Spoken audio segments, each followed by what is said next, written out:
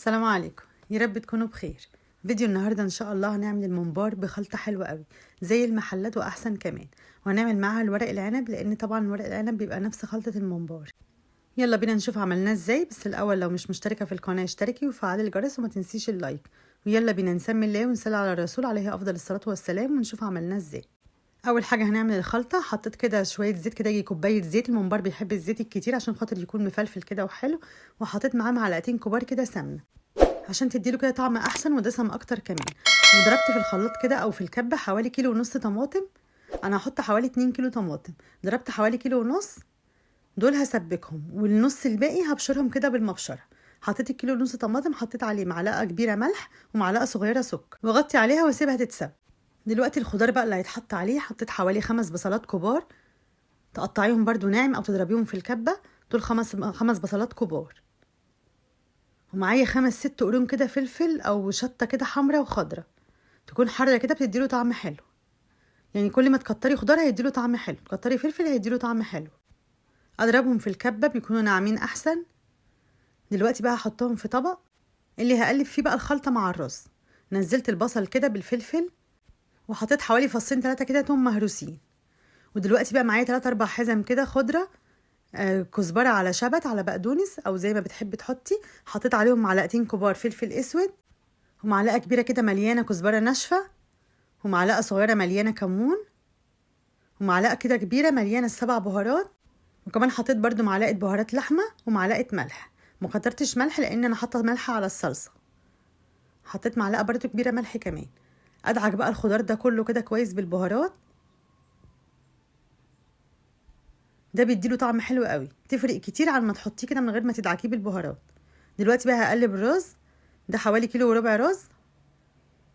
انا هعمل كيلو ونص ممبار وهعمل ربع كيلو ورق عنب، فدول مظبوط عليهم الكيلو وربع رز. هقلبه كويس، ادعكه كويس كده بالخضار وبالتوابل. بيطلع ريحه حلوه قوي وطعم حلو، طعمه بيكون جميل قوي. كمان حطيت كده رشه كده من ورق اللورا المطحون على الحبهان. حبهان مطحون ورق لورا مطحون، بيديله طعم حلو قوي. دلوقتي بقى الصلصه معايا سبكت. اسيبها تنشف كويس عشان خاطر ما تخليش الرز بتاعي كله ميه كده. هقلبها بقى كويس كده في الرز. وبعد كده هبشر كمان بقيه النص كيلو طماطم التانيين، احطهم عليه عشان خاطر يديله لون حلو وطعم حلو. لان الممبار بيكون حلو بالخضار كده وهو ني. يعني انت لو عامله ممبار بس ابشري بس الطماطم كده، لكن انا سبكت شويه عشان خاطر الورق العنب، عشان ما يكونش الصلصه سايبه قوي كده في الورق العنب. تبشريها بمبشره او تضربيها في الكبه، ما تضربيهاش في الخلاط. كل ما بيكون الخضار كده حتت كده في قلب الممبار بيكون طري احسن ما بيكون كده دايب في قلب الرز. كده الممبار بتضمني ان هو طري كده ومفلفل. هشيل بقى حبه رز عشان خاطر الورق العنب، ولو احتجت منهم للممبار هاخد تاني. دلوقتي ابدا بقى احشي. طبعا الممبار مغسول ومنقوع، عملناه كتير مع بعض. الف الممبار كده على الصباعين دول، واخد كده بالصباعين الكبار كده رز ادخل فيه. دي طريقه سهله جدا وهتلاقيه بيتملي معاكي بسهوله، او باي طريقه بقى تكون اسهل ليكي. الطريقه اللي تحسي انها اسهل ليكي اعملي بيها. نحاول نخلي الرز فيه كده يبقى زي المسطره كده، ما نملهوش قوي عشان خاطر الرز ده كله بينزل في الميه وهو بيستوي.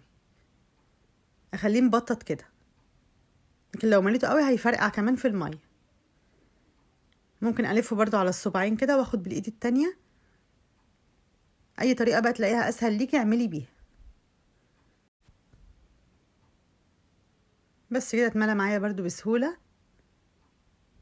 ما ملهوش قوي عشان خاطر ما يفرقعش، لان لو اتملى قوي هيفرقع وينزل كل الرز الزياده اللي فيه. احشي كله بقى كده سهل قوي، ما بياخدش معايا اي وقت. كمان في ناس بتحشيه كده بمعلقه صغيره. تجيب معلقه صغيره برضو وتلف على صوابعها كده وتدخل بالمعلقه الصغيره، برضو بيكون سهل قوي. اي طريقه بقى تحبيها اعملي بيها، مش هياخد معاكي وقت خالص. اهم حاجه ما نملاهوش كتير. يعني الكيلو الممبار بياخد حوالي كيلو الا ربع رز، مش اكتر من كده. انا حشيت الكيلو ونص ممبار بكيلو رز. باقي الرز بقى كده هحشي بيه الورق العنب. حوالي ربع كيلو رز او اكتر شويه صغيرين، دول لورق العنب. بعمل بقى ارضيه كده في الصينيه، او عايزه تعملي في حله براحتك. بصليه صغيره وجزرايه وطماطمايه، ممكن تحطي كمان قرن فلفل اللي انت عايزاه، او تحطي العيدان كده بتاعه الخضره برضو بتدي طعم حلو قوي، او عيدان ورق العنب. الخضار ده بيديله طعم حلو، وكمان عشان خاطر ما يلزقش في الصينيه، ورق العنب ما يلزقش. حطيت عليه بقى حبه فلفل اسود كده، وقلبتهم كويس كده عشان خاطر البصل طعمه ما يتغيرش. وقطعت كمان ليمونه وشلت البذر منها، لازم تشيلي البذر عشان ما يعملش مراره. قطعتها شرايح كده بتديله طعم حلو قوي. وكمان في الاخر هرش عليه كده ليمون، هعصر عليه ليمون من الوش بتاعه. هقلب بقى الخضار كله كويس، واحط عليه كده حبه دبس رمان، بيدي طعم حلو قوي لورق العنب، حوالي معلقتين بس كده. لو عايزه تحطي على الوش برضو تحطي. دلوقتي بقى هحشي. طبعا ورق العنب سهل في الحشو، اهم حاجه تقفليه كده كويس من الجناب. والورق العنب الوحيد اللي بيكون حلو بالخلطه دي. لكن المحشي التاني بصراحه بحب احمر كده البصل واسبك له كده الطماطم فيها، يعني اعمل الخلطه كده كلها على النار. لكن ورق العنب زي السجق بيبقى ني في ني، طعمه حلو. الفه بقى كله، ممكن تعمليه بقى في حله او في صينيه براحتك.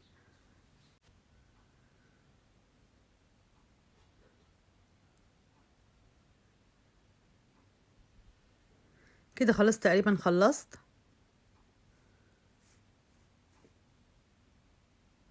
هعصر بقى عليه كده ليمونه كبيره، او ممكن تقطعيها برضو شرايح كده على الوش. قطعتها نصين وشلت البذر وهعصرها كده عليه، تديله مزازه وطعم حلو قوي. دلوقتي بقى هسلق الممبار. حطيت حله على النار فيها معلقه ملح وحبه ورق لورا، ممكن ما تحطيش حاجه، هو كده كده الخلطه بتاعت الممبار فيها كل حاجه.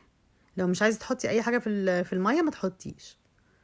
ابدا انزل بقى، لازم طبعا الميه تكون مغليه عشان خاطر حروفه تقفل كده على طول. لكن لو الميه مش مغليه ممكن ينزل رز. خلي الميه تغلي كويس الاول وبعد كده تحطي على طول.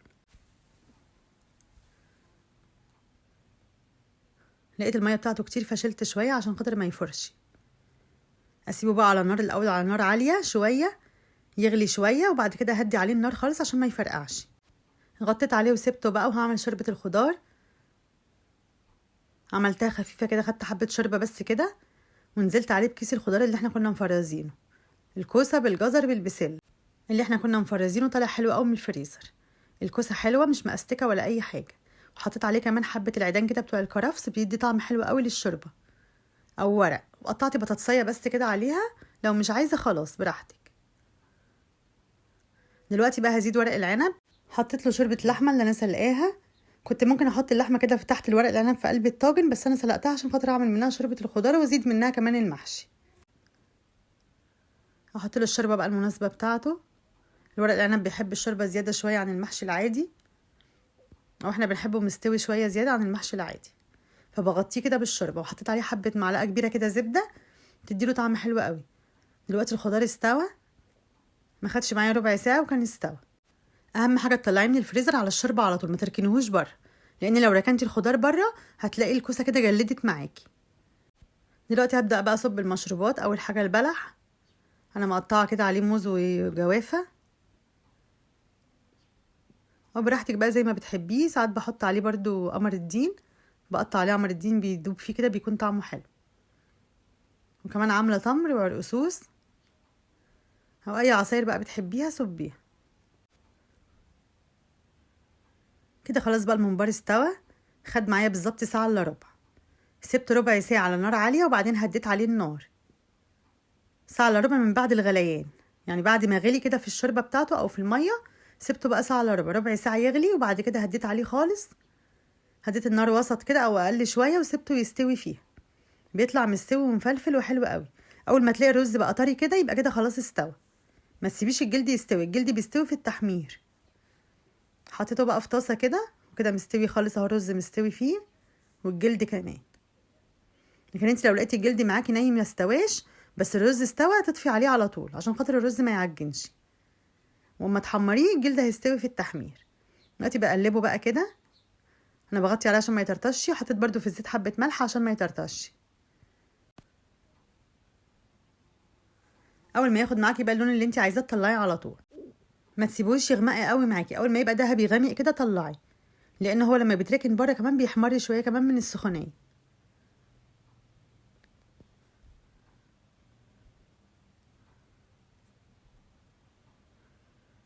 خلاص كده خلصت الممبار وكمان ورق العنب استوى في الصينيه، فهقلبه بقى في سرفيس كده.